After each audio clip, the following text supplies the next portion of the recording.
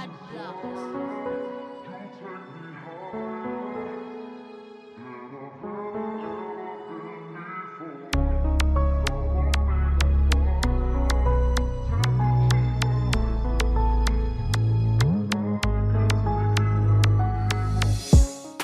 E30 key powered,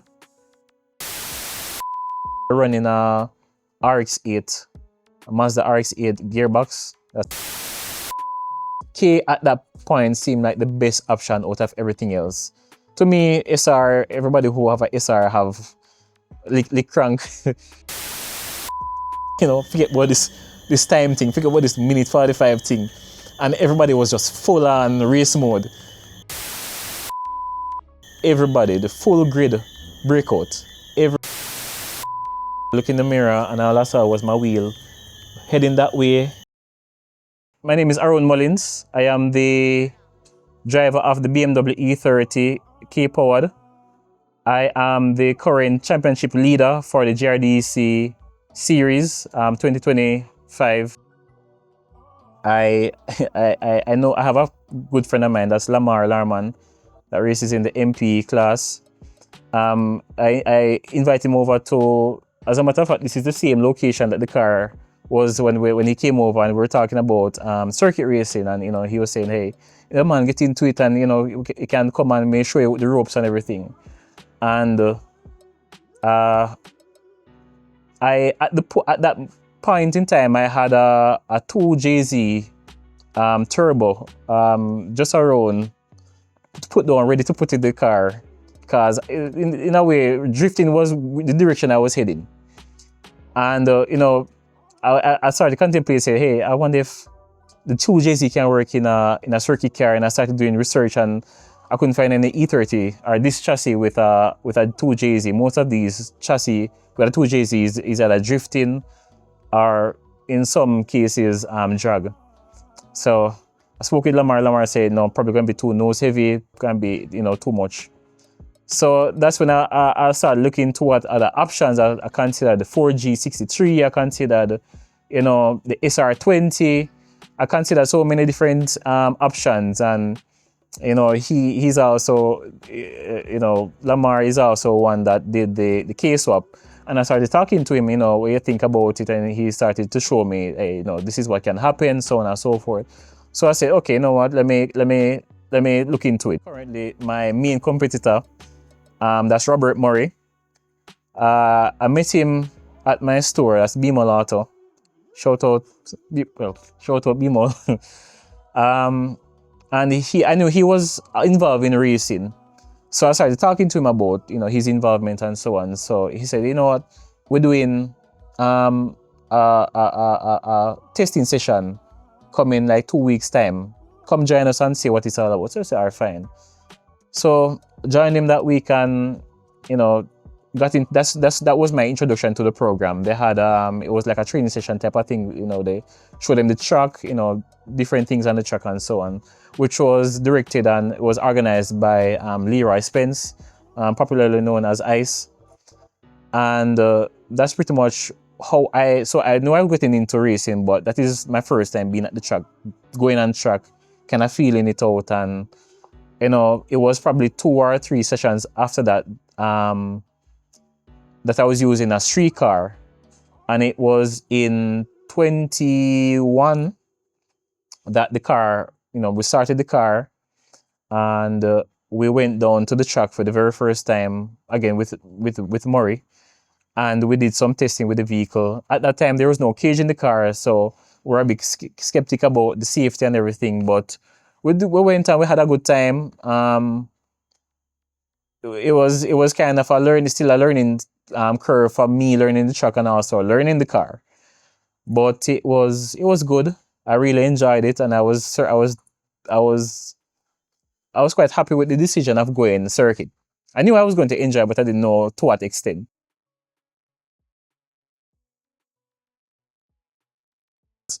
K at that point seemed like the best option out of everything else. To me, SR, everybody who have a SR have lick crank. The 4G63, there was not much options out there for the conversion. The FA that's a S2000 engine, was not a common engine, or it wasn't so easy to reach. So K at that point was the best option, and I don't regret that option. So you're happy with the Very, results? very happy. And honestly, the what we're getting with the K is not even near to the capacity of the K. Or still stuck? Still stuck. As a matter of fact, it's actually detuned a little bit just to accommodate some So this engine came from out of the invention into the E30 right. Yeah. stuck untouched. Stuck untouched. We had to make a few changes, of course, because of the swap. The oil pan had to be changed. We had this, so the oil pan that we got, we had to move the oil sump forward because the rack and pinion runs directly underneath the engine. So I had to move the oil sump to the front of the engine. Some little water hose lines had to be redirected from behind the engine to the side. We did there was quite a bit of conversion that was done, but we we we we we got it done, and the car is reliable, which is number one. The car is reliable. It's a 24. It's a 24, and the intake manifold is also one that we bought. Thank the oil pump is the type S, but the chain and the pickup is there is some modification that was done. Not by us. When we buy the pan, we got those parts with it. So for the rest of the drivetrain, like the gearbox. So conversion, we had to make a mount, we had to cut and weld basically, to get the gearbox. We're running a RX-8, a Mazda RX-8 gearbox. That's a 5-speed. Is what we had at the moment, what we had at the time. And we say, you know what, we could just use what we have.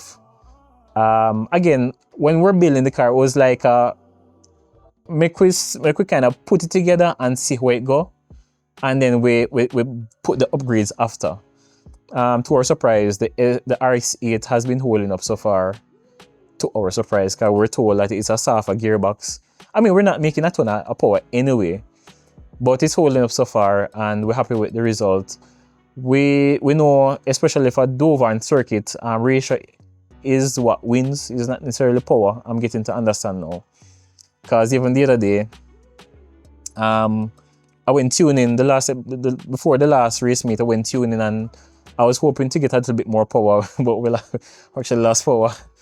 We moved from a 198 to a 196. Not much, but for all natural is something. And we went to a 196, and we're saying, you know, before we can run slower, and we ended up running a one, which is a personal best in qualifying, which kind of disqualifies us anyway. But we ran a 136 in on the setup, which was a little bit of a surprise, but in a sense, on paper we shouldn't be doing what we're doing, but the formula seems to be working so far, and we're competitive, and again, number one, reliable, so it's a win-win.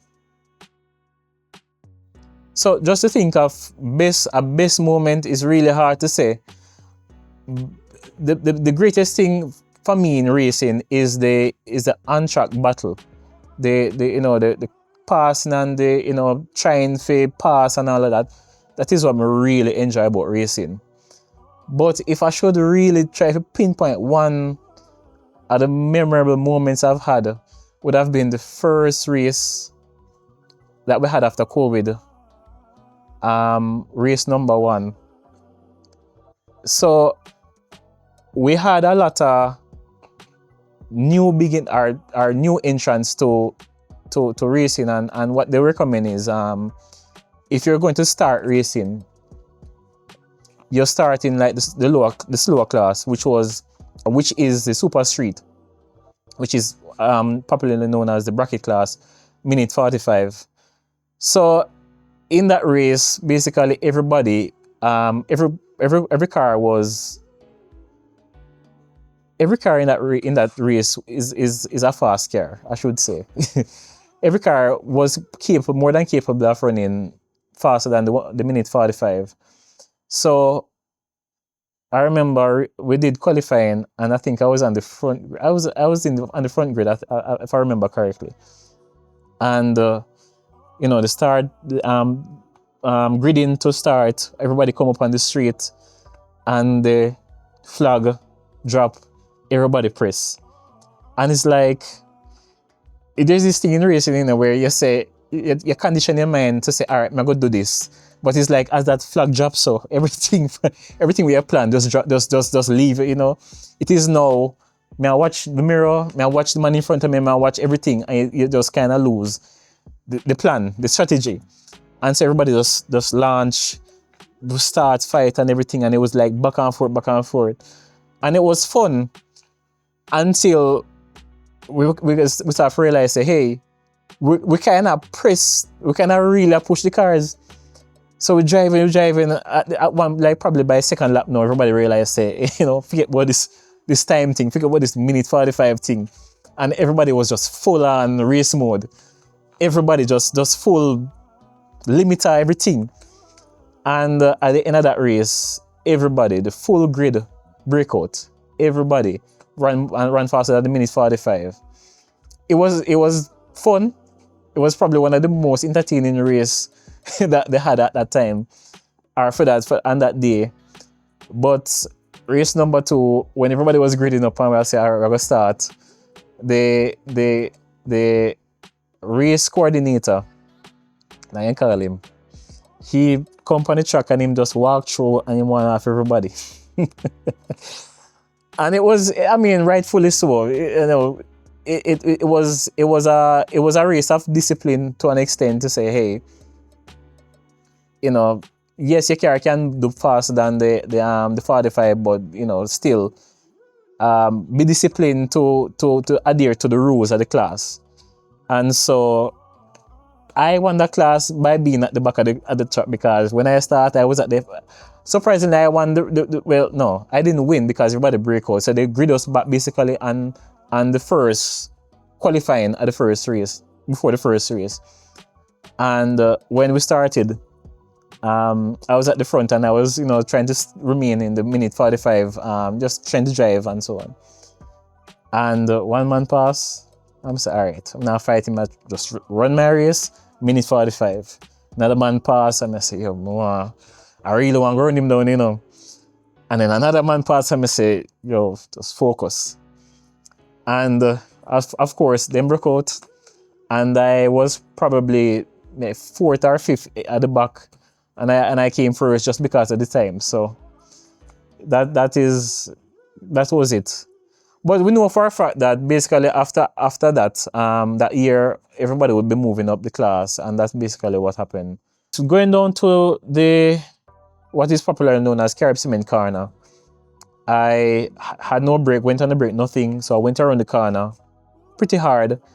I felt the car just do a little hop and stop. I look in the mirror and all I saw was my wheel heading that way in the mirror. The only thing I could do at that point was laugh. So I just take my time, just kind of nurture, pushing the car over to the left. Thankfully, because of the chassis, the car was still moving quite all right on the 3 wheels. The only thing I was concerned about was the tire running on the track, because there were some guys a little back from me. So the wheel went and fell off into the grass. I said, okay, fine. So at that point, I was like, I don't know what happened, but I know the race was done for me. But that was disappointing. And that's what I would say is the closest. There's another time when I had changed out the gearbox to a BMW 6-speed, which I was really excited about. I went to do testing at the track, and I was really excited to enter racing with this new gearbox, the 6-speed. Went down, race was nice and everything, and then again, turn number 1 is always something. Turn number 1, moving from 5th, 4th, 3rd, off the clutch, gas, nothing.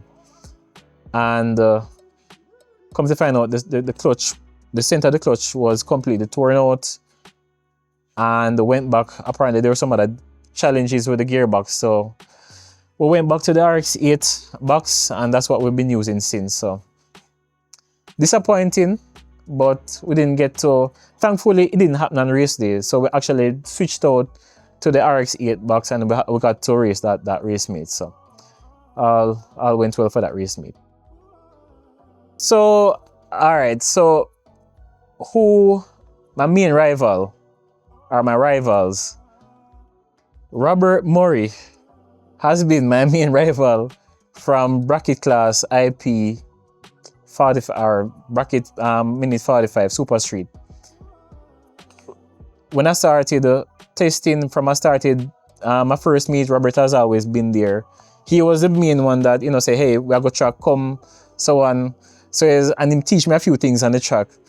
So, in a sense, the teacher become the, you know, or the student become the, what do you call it? The student become the teacher. Because me I beat him now. But, right, yeah, Robert Murray has always been the one that I always look out for, because he has always been consistent in his driving. He's always been at race meets. I don't think he ever miss a race meet. That is one. I have an eye out for Robert, because again, I know say he's going to be at the race meet, and he's coming with his K-powered Nissan. We not hold no grudge. We not you know, judge nobody. I realized a few persons coming out in IP1. In the first meet, we had Kevin Gardner with his CRX, blue CRX. And in the last race meet that we had Mario Scott that has also a K-swap, a real drive K-swap, that's a Escort. And I can't lie, he has a solid setup. All of them have a solid setup. So I kind of have my eye out for them. But Robert has always been upfront. If I'm on pole, he's right beside me. If he's on pole, I'm right beside him. So we're always at it. Always at it. So I'm really looking forward to, you know, schooling him again. For this race meet coming up, you know, October the 20th is going to be a fun one. I'm really excited about it. Kevin has been calling, has been sending messages, say, hey, if you kick out my teeth and all them things, and I say, well, you know, I beat him already, so what's the problem with beating him again? So I'm really looking forward to it. Mario Scott, as I said, have a really strong setup.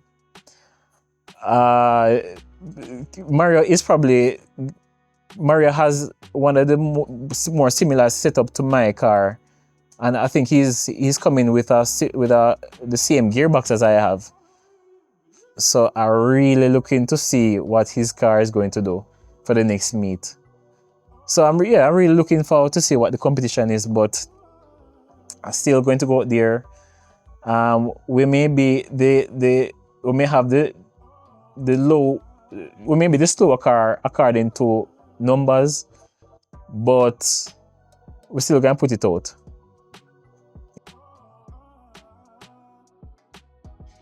Right. So with everything that we have accomplished so far with our car, we have to make a massive shout out to our sponsors, IMCA, who supply us with Mobil oil, the Mobil One oil, the best oil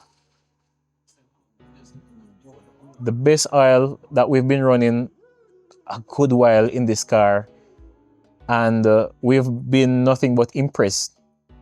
And so we have to make a massive shout out.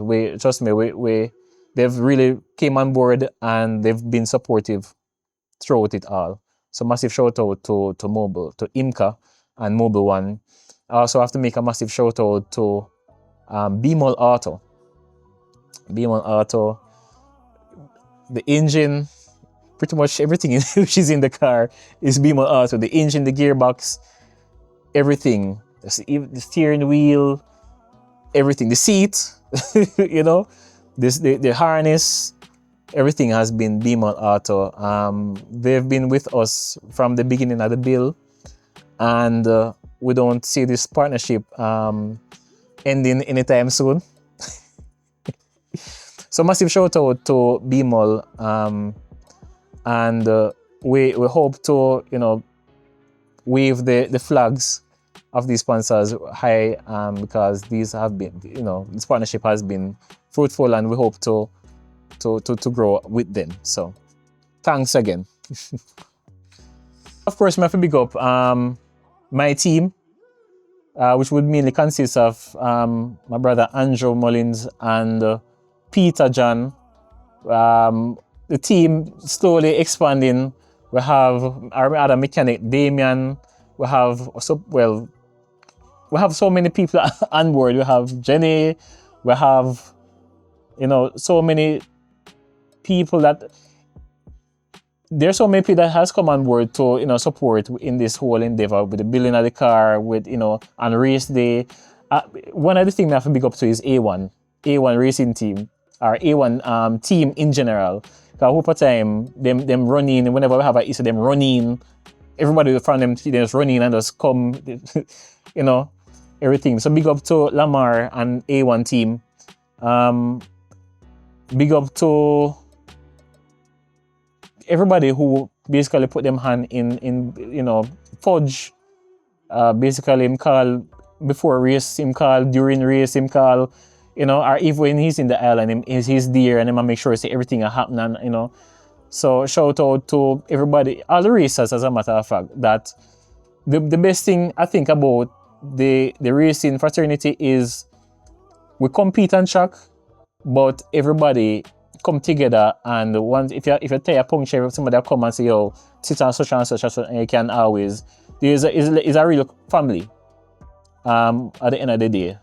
And at the end of the race day, we all come together and we laugh and we, you know, we eat and everything. So big up to the GRDC, big up to, you know, all the racers, big up to everybody who come together and make it what it is.